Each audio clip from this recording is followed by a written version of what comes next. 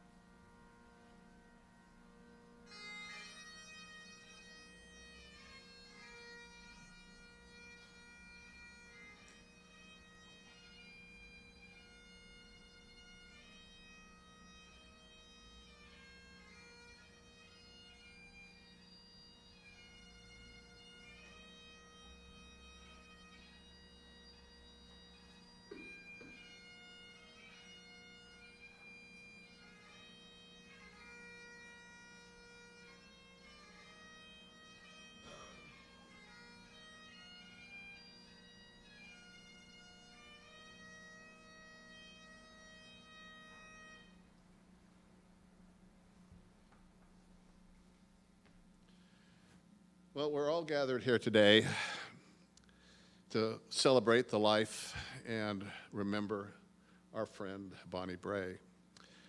When I was thinking over the last few weeks about what I wanted to say in introducing this program of celebration, I came across a little scrap of paper that Bonnie gave me about 20 years ago or more. She had been going through boxes, as we tend to do if you live in one place for a long time. And she found a scrap of paper, and on it was handwriting, and it was from Sean Doran. And there's no provenance. We don't know when it was written. She found it around 2001, and so it had to be there at least 20 years because Sean died in 1981. But there's no indication why he wrote it, who it was addressed to, what it was meant to accomplish, but it reads as follows. I want people to have a hell of a good time with the conviction that I'll be watching in one form or another from the ...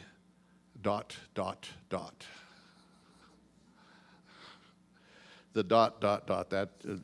that doesn't remind me of Sean. I don't know what would, but I'm not sure what that means exactly, but it occurred to me,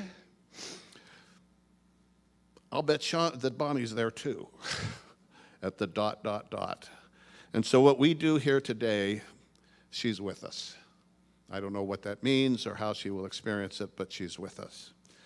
And so what I want to do, back when they were living on Elliott Street in Ladd's Addition, during that period of time, I'd started reading a lot of these modern Neoplatonic philosophers and people like Bergson and Whitehead and Teilhard and so forth, and was visiting with them, and we were talking, and Bonnie said, have you ever read any of the 19th century British Romantic poets?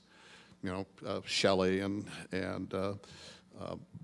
Byron and that crowd, and I said, no, not really. And she recommended one particular poem by William Wordsworth. And I read it, and it had tremendous impact on me. And as a matter of fact, if Wordsworth could get royalties from the times I've used it, he would have gotten a lot of money. I've used it in funerals and memorials and celebrations of one sort or another, in homilies and sermons and in classes and so forth. It's a poem called I Wandered Lonely as a Cloud. Since I got it from Bonnie, I think it's appropriate that I give it back to her. It's not long, it's 4 stanzas. I wandered lonely as a cloud that floats on high o'er vales and hills, when all at once I saw a crowd, a host of golden daffodils, beside the lake beneath the trees, fluttering and dancing in the breeze. Continuous as the stars that shine and twinkle on the Milky Way, they stretched to never-ending line along the margin of a bay. 10,000 saw I at a glance, tossing their heads in sprightly dance. The waves beside them danced, but they outdid the sparkling waves in glee. A poet could not but be gay in such a jocund company. I gazed and gazed, but little thought what wealth the show to me had brought. For oft, when on my couch I lie in vacant or in pensive mood, they flash upon that inward eye which is the bliss of solitude. And then my heart with pleasure fills and dances with the daffodils.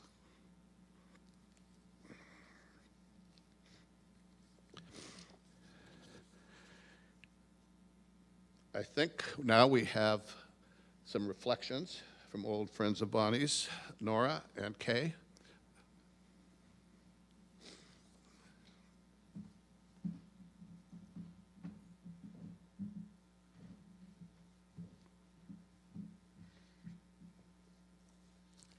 Not sure where to be able to read it. I think there we go. Hi, my name is Nora Hallett, and I'm a little nervous. I didn't know I was so soon on the program, but I feel very honored to be asked to speak at this celebration of the life of Bonnie Bray.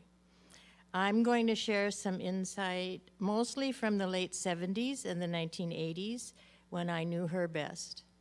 Hopefully, all of our combined insights about Bonnie today will create a tapestry of appreciation of the legacy of her life and her indomitable spirit.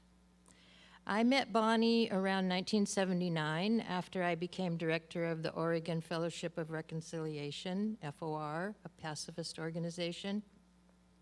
Bonnie was married and had 2 young daughters at the time. She had already been active for some time in the peace and social justice community, and she had worked with the American Friends Service Committee on human rights issues and supporting conscientious objection against the Vietnam War, including persevering while her first husband, Sean, spent time in prison for refusing the draft after his conscientious objector status had been denied. After I got to know her, she helped FOR to organize annual peace vigils on Hiroshima Day in downtown Portland, and she hosted educational house meetings on global human rights violations. She also volunteered for the Nuclear Weapons Freeze campaign, Sisters of the Road Cafe, and Physicians for Social Responsibility. She supported efforts to get information to young men about conscientious objection when President Carter started up draft registration in 1980. She often helped to stuff envelopes, distribute flyers, attend rallies, or offer her home for meetings. She believed in nonviolence, that a society is diminished when there is racism or injustice, and therefore we all have an obligation to uplift others. When I think of Bonnie, I can see her in her home. The house on Clinton Street is a metaphor for her life. It is a metaphor for a life well lived. I can see myself sitting with her at the dining room table. Bonnie had to cope with a lot of tragedy in her life: her mother's sudden accidental death, losing a baby, her brother in a car crash that left him paralyzed, Sean's accidental death at a young age, Dick and she surviving another car accident, and finally coping with her own cancer. Bonnie took these heartbreaks home to her house and garden, where she worked them over, like disabling lightning by grounding it. Like disabling lightning by grounding it. Bonnie created an interior world of beauty and creativity, a home filled with love and comfort and refuge, where personal loss, war, injustice, or whatever upheaval was going on in the world near or far would be countered by the goodness of life. Bonnie recast difficulties by grounding them in a deeper, more powerful context, the wonder of plants growing, shared meals and good conversation, art and beautiful objects in her home. By moving through each day, living according to the principles of her character, by loving, caring, giving, laughing, and being true. I gravitated to Clinton Street because I was welcomed there. It felt like home, and there were so many projects and cool things always going on. I liked her because she was fun and so very human.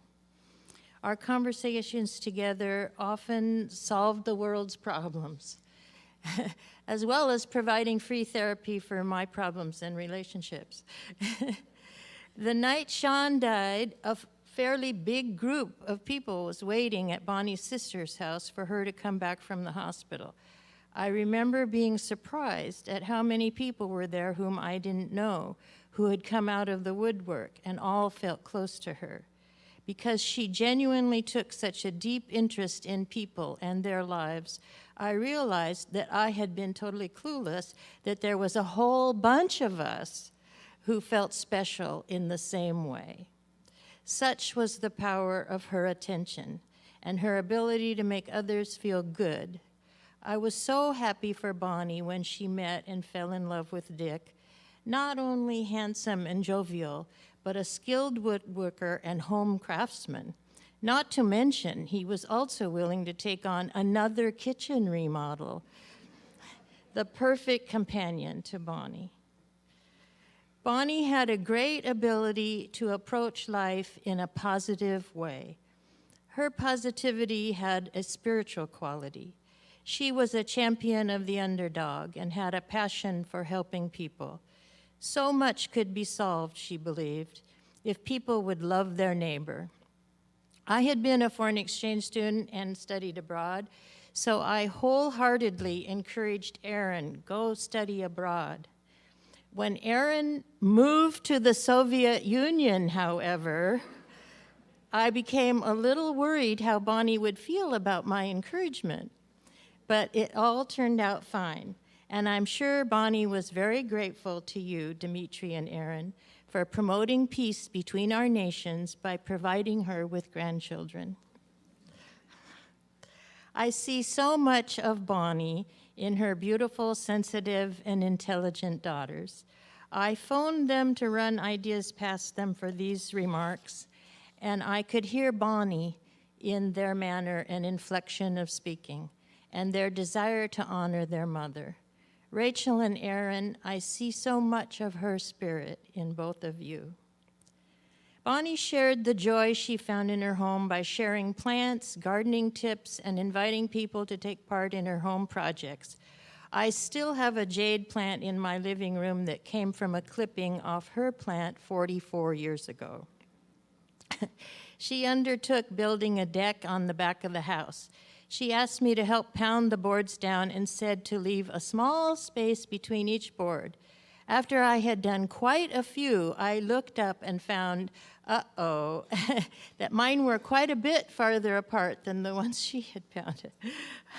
Always accepting and supportive, she said that was okay, no worries. Bonnie was unwilling to hurt my feelings by ripping them out and respacing them closer together.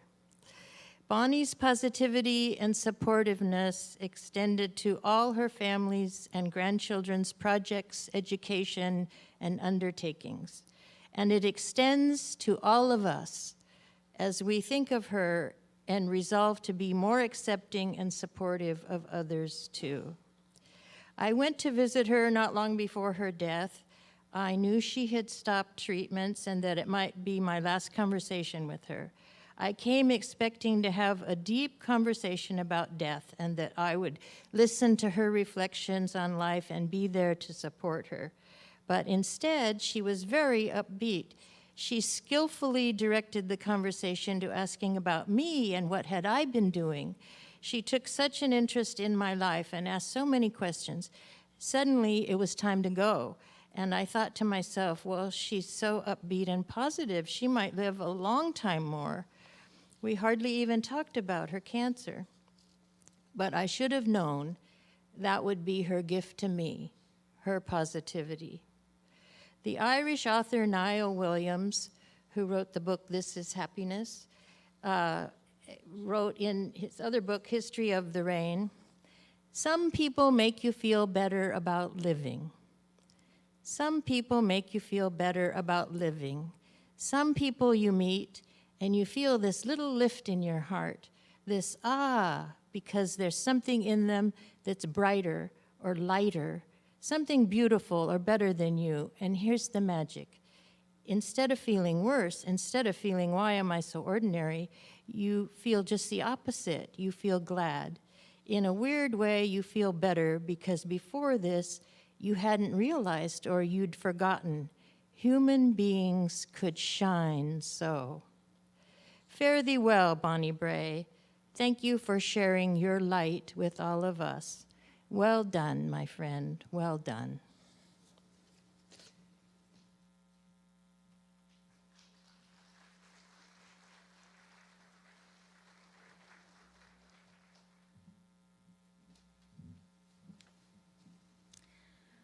I met Bonnie 46 years ago. We met as is it too high? How's that? I met Bonnie, better, 46 years ago. We met as neighbors, but she quickly became a dear friend.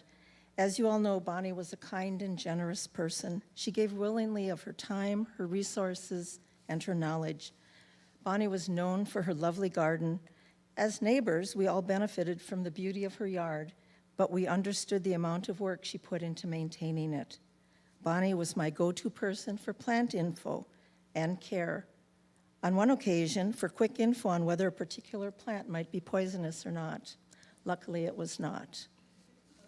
Years ago, Bonnie, Janet Kahn, and I used to go on early morning walks in the summer. We chatted about the flowers and plants we saw. One morning, we must have been especially excited. Someone raised a window and shouted, "Be quiet." Well, he may have used a few different words that I can't repeat here. We scurried away. Bonnie was also a shopper. She found the best deals and put together great outfits. One day she came over pleased about a great find. She found several brand new, tags still on, teal blue, full-length wool coats. She bought one for herself, one for me, and one for Janet. She had paid $10 for each of them. I wore mine for many years. That was Bonnie, always generous. Bonnie was also a helper. Bob's folks were coming for a visit from Wisconsin. My house with 3 young boys was a mess. Bonnie showed up at my door, asked what she could do to help. We worked together for hours. We did have the house looking pretty good. Community was important to Bonnie, whether family, friends, neighbors, or social justice causes. Bonnie valued people and was there for all. She was amazing at bringing people together, whether for special occasions, those social causes, or just to visit. As we aged, most of our time together was spent visiting or eating, going to lunch. I will miss her friendship, her thoughtfulness, and her kindness. And I'm sure you all have similar stories of Bonnie. Those are just a few of mine. Thank you.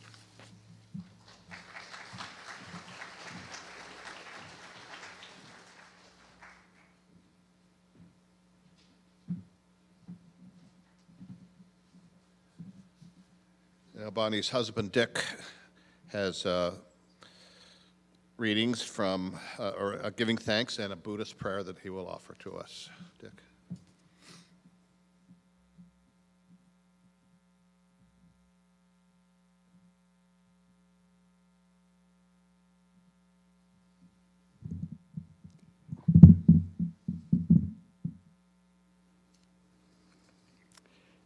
Bonnie knew early how she wanted to be in the world.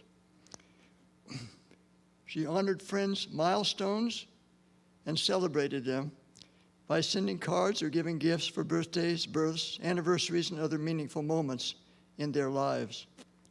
She also looked for other ways to support friends, and if she learned a friend needed help with a project, she was happy to jump in.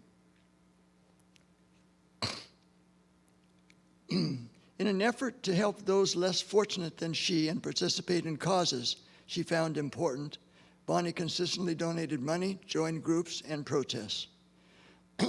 Her diagnosis with fourth-stage colon cancer in late spring of 2021 began a journey. Aaron, Dima, Nicholas, Sasha, Rachel, and I accompanied Bonnie on that journey with all of its ups and downs, stops and starts. Aaron's family's participation in caring for Bonnie was complicated by distance. They lived in Seattle. Even with these constraints, Aaron or other family members tried to travel to see Bonnie every 2 weeks. Each visit gave Rachel and me a needed break and provided help with the care of Bonnie and with home and garden projects. Amazingly, Aaron and Bonnie managed to attend 2 garden shows after diagnosis, one in Vancouver, BC, and one in Portland. As word spread among Bonnie's friends that she had cancer, those friends arrived with gifts, such as the loan of a recliner chair, the completion of a quilt Bonnie was unable to finish, the organizing of work parties in the garden, gifts of meals and favorite treats, flowers, cards and emails, visits and phone calls. Bonnie went through 2 sessions of chemo, each lasting 6 months. She had an 8-month break in between the 2 chemo sessions. With the chemo treatments proving ineffective after the second 6-month session, she elected to forego further treatments and enter hospice. Medical personnel from the Knight Cancer Institute, Good Samaritan Hospital, and those of the Legacy Hospital Group were flawless in their care. They were professional, patient-friendly, and proficient. We are deeply grateful to all the medical personnel who accompanied Bonnie on this journey. To name just a few, Bonnie's oncologists from the Knight Cancer Institute, Dr. Anderson and Dr. Chu. Bonnie's long-term primary care physician, Julie Yegi, who continued as Bonnie's doctor during hospice, a welcome and loving gesture. And the many hospice professionals who attended carefully to Bonnie in the summer and fall of 2025. From the day she was diagnosed, 2 friends of Bonnie, Malia Susi and Meg McGowan, appeared regularly to donate their expertise in Bonnie's care. Malia, a practicing acupuncturist, frequently dropped in to treat Bonnie when she was in pain and discomfort. Meg, a retired oncology nurse with 40 years' experience, offered counsel and helped Bonnie decipher results of labs, MRIs, and ultrasounds. As Bonnie's cancer progressed, she began needing 24-hour care. It didn't take long for Rachel and me to realize that that level of care was beyond our skill level. We asked Meg if she could help us. Her assistance was invaluable. When Meg got sick, Monica Moriarty stepped in for the last 2 days. With hospice nurses visiting daily the last week, Bonnie got her wish. To die in the home she so lovingly created. I'll end with a Buddhist prayer that expresses good wishes for all of us and all living creatures. May all sentient beings have happiness and the cause of happiness. May they be free of sorrow and the cause of sorrow. May they never be separate from the bliss that is sorrowless. May they live in equanimity, free of attachment and aversion toward near ones and far. Thanks for coming, and enjoy your time today.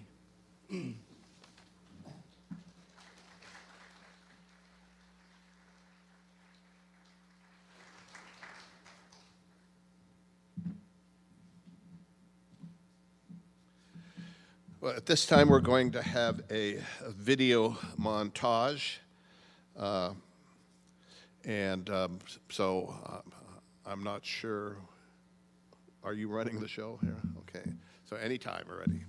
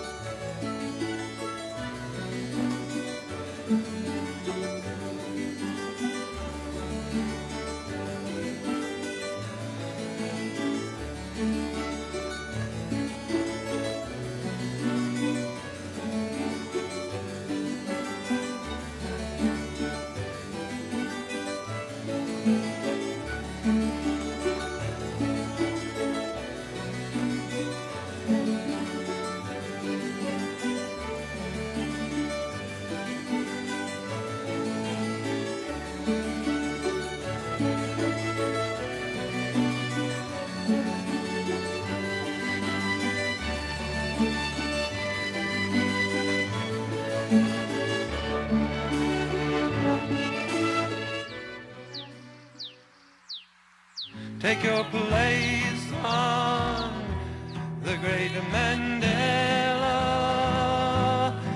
as it moves through your brief moment of time. Win or lose now, you must choose now. And if you lose, you're only losing your life.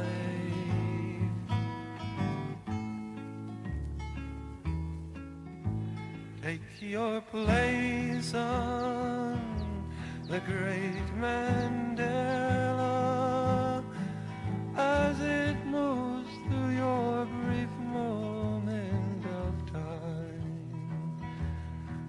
Win or lose now, you must choose now. And if you lose, you've only wasted your life.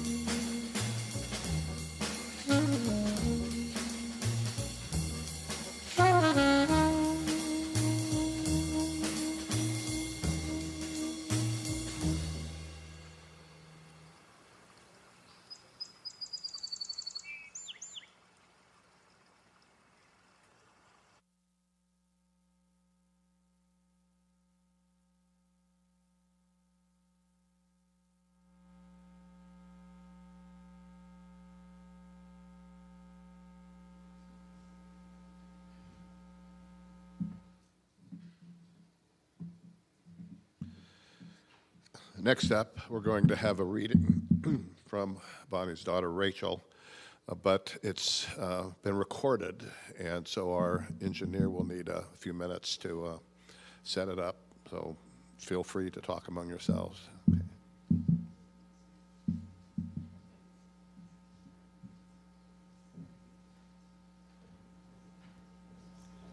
It has been a deep privilege to be with my mom, and I'm profoundly grateful for her life and for the many people who loved her and were touched by her. I'd like to share a blessing by the poet Sonia Gomez. It is written not to explain life or loss, but to offer care, beauty, and imagination to gently surround a beloved soul. Blessing. A riot of angels for you, and all tumbling about you. A swarm of intelligent tigers to mother you, and coconut milk to drink. From the bearded shell, pearly blue days for you, to eat ripe peaches and cashews from cups, stars that are fond of you, twirling in the evening sky, grass holding your feet to earth, leaves whirling about your head, and all the wisdom in the world for you. On the dragonfly's wings of sleep, as you curl up the night for bed. I offer this blessing for my mom with gratitude for the love and beauty she shared, and with a quiet openness to the mystery that holds us all. And I'll close with words from Pierre Teilhard de Chardin. Remain true to yourself, but move ever upward toward greater consciousness and greater love. At the summit, you will find yourselves united with all those who from every direction have made the same ascent, for everything that rises must converge. May these words travel with her and with us, held in love and in whatever meaning each of us carries forward. Thank you.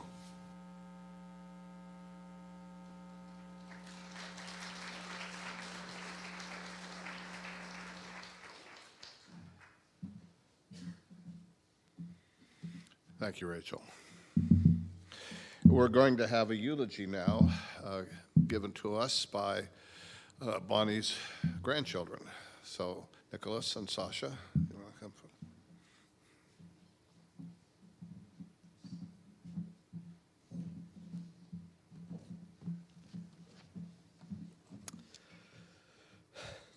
Although we called her Nana, we will be referring to her as Bonnie in this reading of her eulogy. Bonnie had an extraordinary talent for recall, and many of the stories recounted here were of her own telling.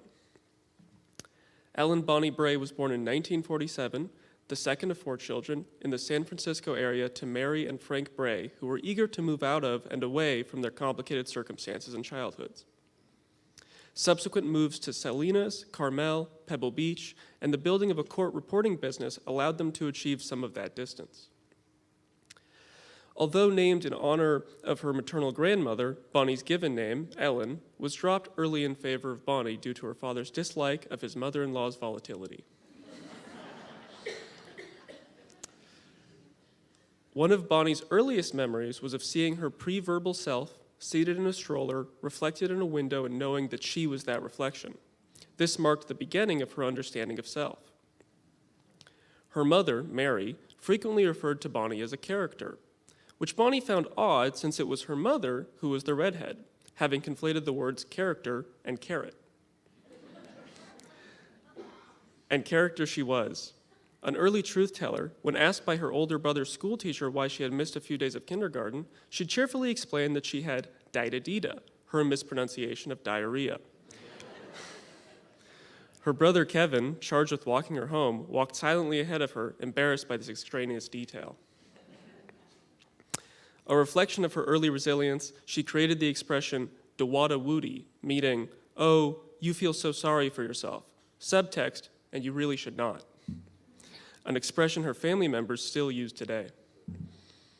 Like her mother, Bonnie was a reader. She read for pleasure, knowledge, understanding, adventure, and for exploration of other countries.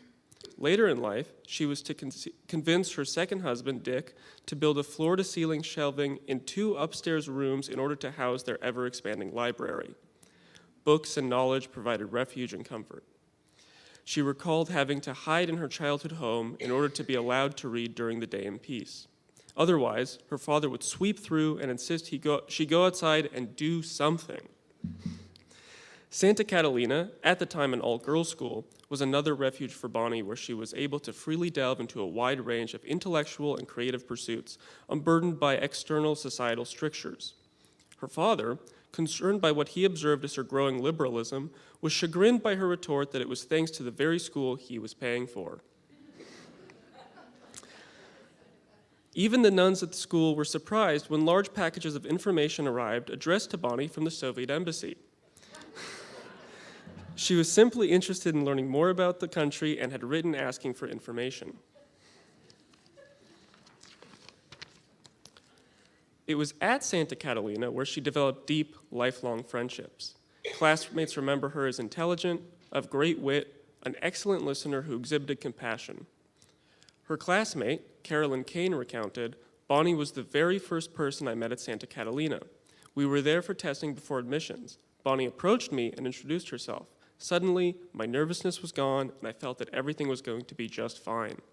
It was so easy to become and stay friends with Bonnie and her welcoming personality." For all her seriousness, Bonnie was also game to try new things with friends and twice enlisted her good friend, Susan Durney, to be her instructor, once resulting in a runaway horse and the second time in a careening station wagon belonging to the Durney family that was only stopped thanks to an embankment. Fortunately, no teens were harmed in either incident.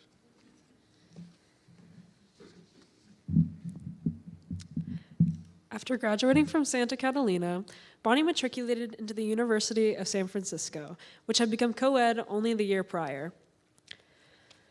Finding the environment unwelcoming, she left temperate San Francisco and headed north to Oregon, a place she initially found to be both too cold and too hot, but a climb that proved to be perfect for a future gardener.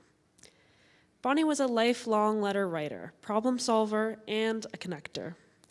In a letter written in 1967 to her future husband, Sean Doran, whom she had just met, and a friend, Bernie McBride, she wrote thanking them for hosting her at Sean's compact Olive Tower apartment in Seattle. She followed by advising Sean on how he might achieve a military deferment and how Bernie might learn more about the General Studies program at Portland State University. She ended the letter by updating them about their mutual acquaintances and encouraging them both to come for a visit in Portland. Sean not only came for a visit, he relocated to Portland permanently, and they married soon thereafter. Despite the early years of their marriage being marked by a series of mournful events, they built a life, created a home, expanded their community, and raised 2 daughters. Having lived in neighborhoods where the houses were spaced far apart, it was Bonnie's desire to live where she could easily see her neighbors. What she desired most was to have everyone she loved living on her block. To create that reality, she made it a point to get to know her neighbors and foster those friendships. For those of us who did not live on her block, she brought us closer via phone calls and letters. This continued up to 3 weeks before she died, when she asked me to help her compose and send a birthday card. Another way that Bonnie nurtured community and found connection was through her deep appreciation of food. She was an experienced cook who loved to share meals with friends and family in small and large gatherings. She could break down the ingredients of meals eaten at restaurants and had a detailed memory of the meals enjoyed going back to her childhood. to such a degree that she could not understand how it was that a child of hers could not remember that she had been served rice pudding at the age of 2. Meals served at Bonnie and Dick's were communal, and any teenager at home during the dinner hour was expected at the table for sustenance and conversation. An edict that Bonnie took to heart was told to her by her maternal grandfather as he was dying. Bonnie, listen to everyone, agree, and do as you damn well please. She was charmingly accommodating, and at times you would learn that she had taken a completely different tack than that which was agreed upon. If pointed out to her, she would quietly chuckle and say, "Oh, well, you know." Bonnie loved her home and the act of curating beauty in her home and garden. Creative outlets that she pursued throughout the nearly half-century she lived on Clinton Street. As much as Bonnie loved spending time in her home, she also enjoyed exploring areas further afield, the coast, the forest, and the mountains of the Pacific Northwest, vacationing, cross-country skiing, and camping with her young family. Later, Bonnie and Dick shepherded their children and their children's friends on family vacations. After retiring, they took many road trips in their Mini Winnie exploring the American West and enjoyed a number of cruises visiting Europe, Alaska, and Hawaii. When asked how she felt about entering hospice, Bonnie told Aaron that the hardest part was the realization that she would not have any new acts. But as she often reminded us, none of us are getting out of here alive. Hers was a purposeful life, lived in and for community.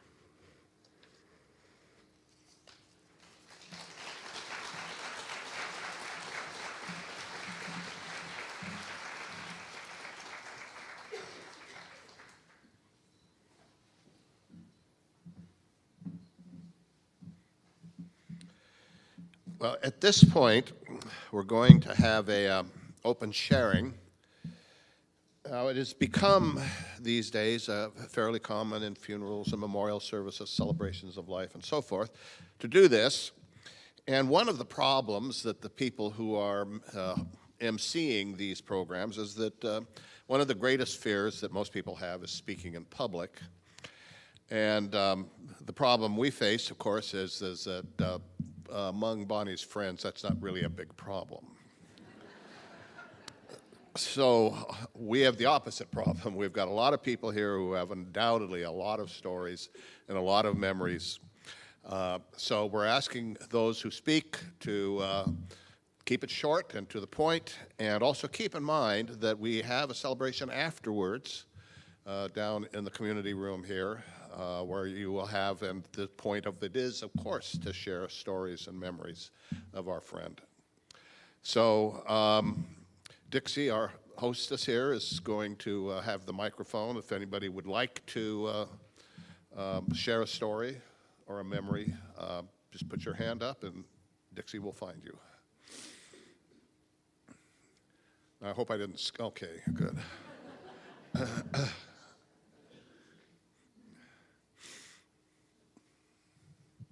Hi, I'm Becky, and I wrote something because I'm very nervous to talk in front of people. So, she said it's long, but I think it's short. I met Bonnie 50 years ago when we moved into our Clinton house street. She was my mentor. She always seemed to know the answer to all my questions. I was having babies, and hers were older. Rachel and Aaron actually babysat my little boys. I didn't have family here, so she was a heaven sent to me. She was so sweet, patient, and wise. I always called her my owl friend. I'm so glad we stayed in touch even after we moved. She was one of my dearest friends. I will miss her terribly. One little story I have is when her husband, Sean, passed away. We were all in the kids' room upstairs, and I had just told them about Sean. They were probably 5 and 6 or something like that. And right after I told them about it, they were very sad. They knew Sean. And then we all looked out the window. We could see Bonnie's house. And we were just looking at her house, and suddenly a big, beautiful rainbow right over her house appeared. I'll never forget that rainbow. It was like a rainbow, but with the sun on it and colorful. To me, it said, God will be with her and take care of her and the girls. She lives on in my garden with all the plants she gave me, and I call it my St. Francis garden, whom she loved.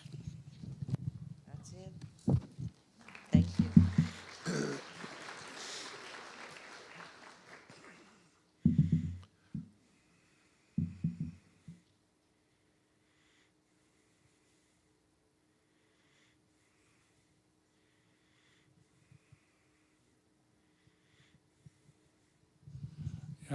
I'm Philip Wilson. I just wanted to add a little bit to what Kay Heine had to say about Bonnie being a shopper. So my wife, Mary, used to have yard sales a lot. And Bonnie came to pretty much every single one of them and was the biggest purchaser of things, you know, of pretty much everybody. We could always count on her. But one time in particular, we were selling a set of dining room chairs. I think there were 4 of them. Where's Dick? Oh, there, okay. So she bought them. I had to load them into my truck and drive them over to her house. Only instead of driving to her house, we drove to the neighbor's house because she was, Dick didn't know about this, and it might take a while for her to break the news to Dick. So I thought that was pretty funny when we went to the neighbor's house instead of her house and put him down in the basement of the neighbor's house. And also, I don't know if I've ever been in a basement that was as chock full, that was as hard to get around in as Bonnie's basement always was. I don't know what it looks like today, but I have a feeling it looks pretty much the same. Anyway. Thanks.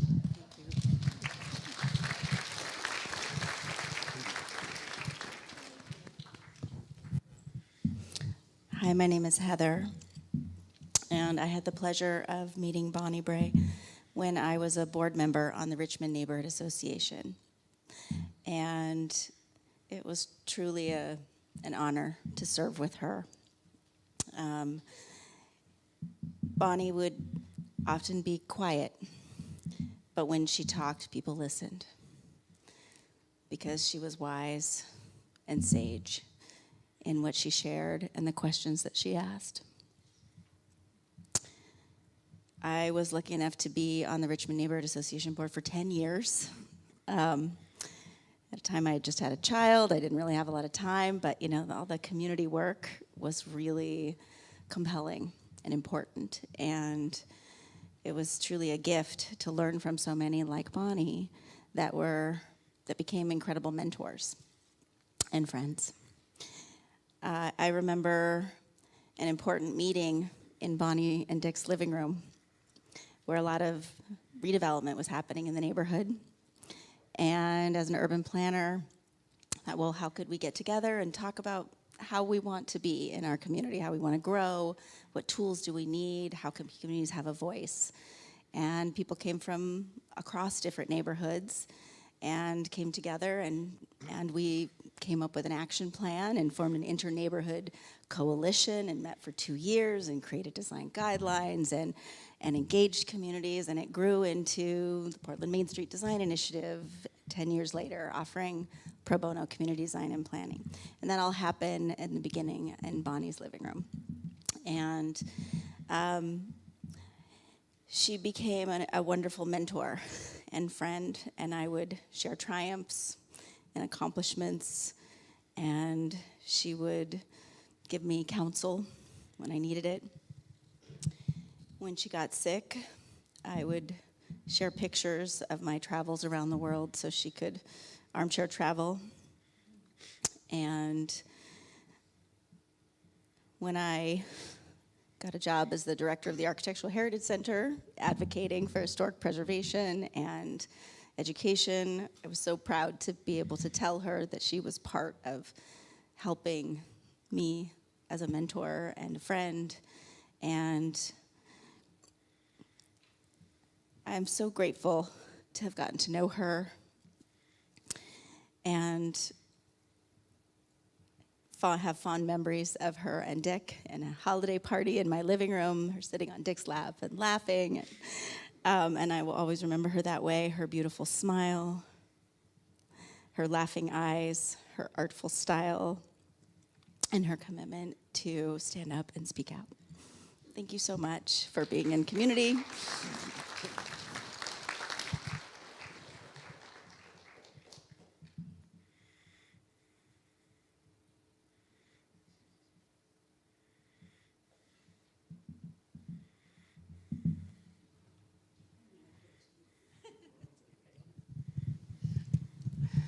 Hi, everybody. I love Bonnie, sorry, like that? Is that better? Okay. I have something called aphasia. My family can help me because sometimes I can't see, what? Steak much. So anyway, sorry about that. But when I was probably maybe before her kids, my parents were really close with her, and so I got to know them when I was really young. And then over time, I started babysitting for the kids. And I loved them. But at some point, let me go up. So after that, I was having a lot of problems between my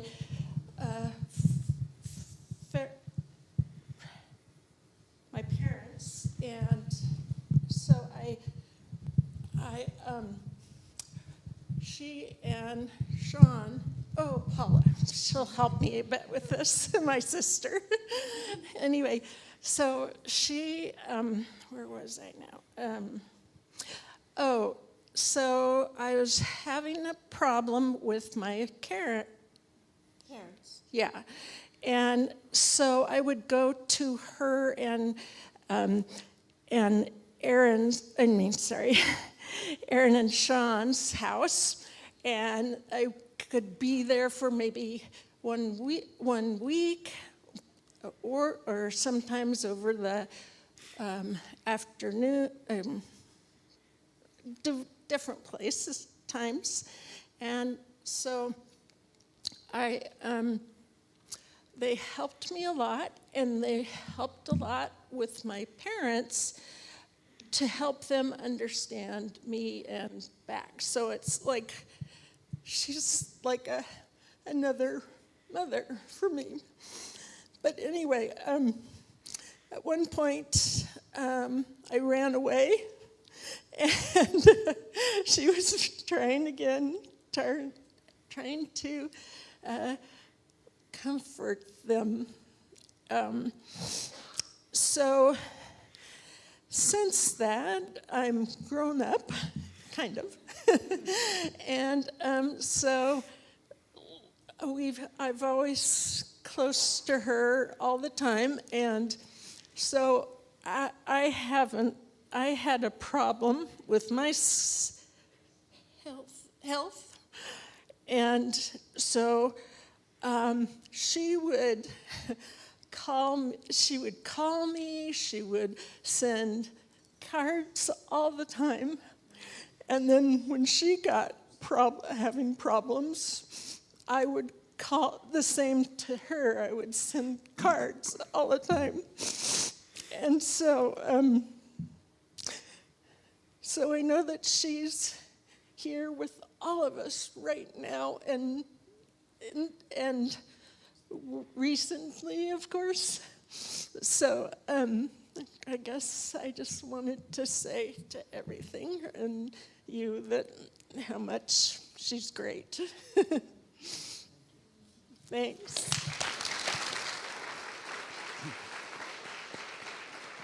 Maybe we could do one more.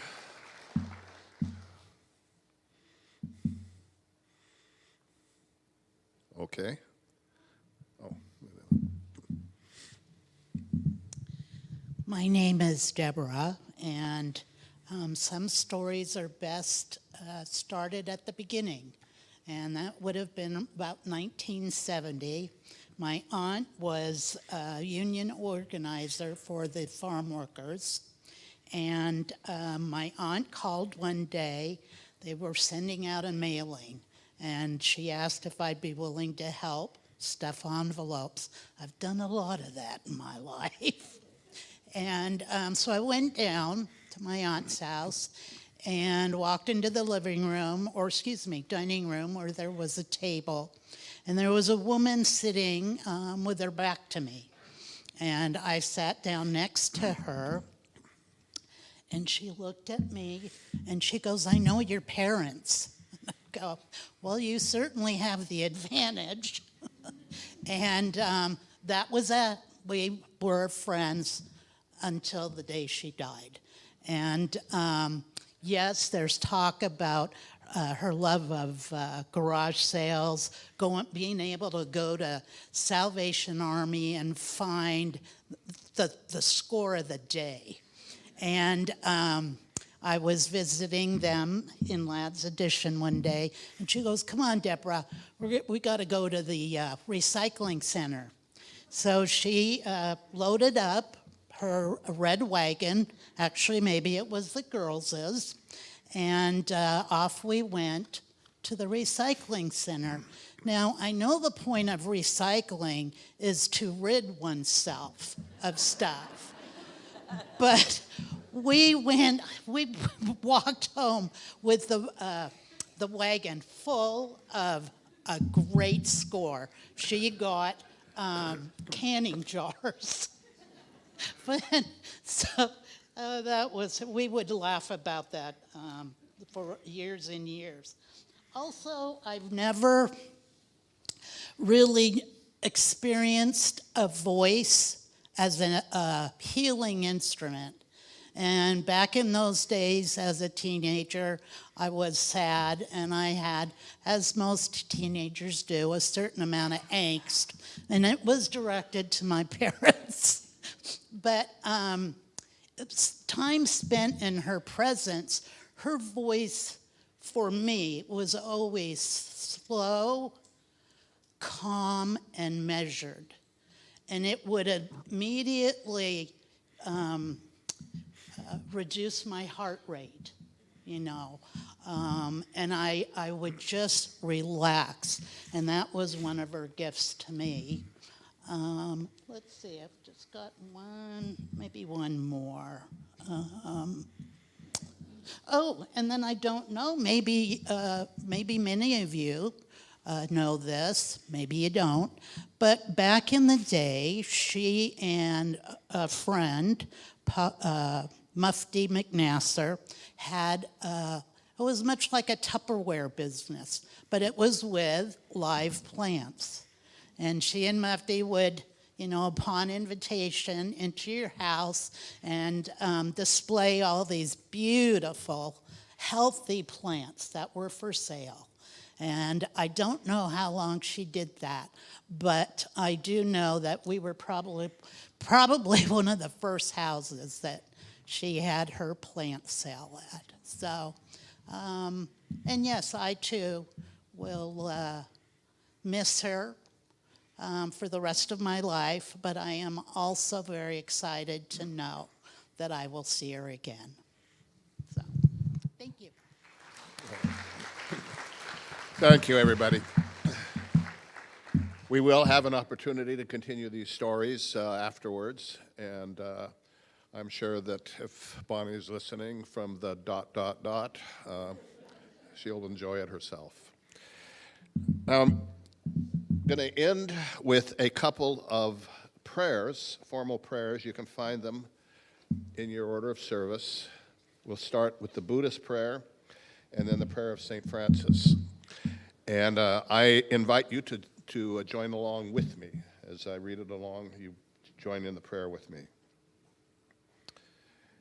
May all sentient beings have happiness and the cause of happiness. May they be free of sorrow and the cause of sorrow. May they never be separate from the bliss that is sorrowless. May they live in equanimity, free of attachment and aversion towards near ones and far. And the prayer of St. Francis: Lord, make me an instrument of your peace. Where there is hatred, let me sow love. Where there is injury, pardon. Where there is doubt, faith. Where there is darkness, light. Where there is sadness, joy. O divine Master, grant that I may not so much seek to be consoled as to console, to be understood as to understand, to be loved as to love. For it is in giving that we receive, it is in pardoning that we are pardoned, and it is in dying that we are born into eternal life. Now, you'll have to excuse me. I'm coming down from a cold, and I was holding out pretty good there for a while, but I'll try not to sneeze or cough in the microphone. In my tradition, we end these kinds of celebrations with a blessing and a dismissal. And I found, for the blessing, in honor of Bonnie's Irish heritage, a poem by an Irish poet by the name of John O'Donoghue, and it's called A Blessing for the New Year.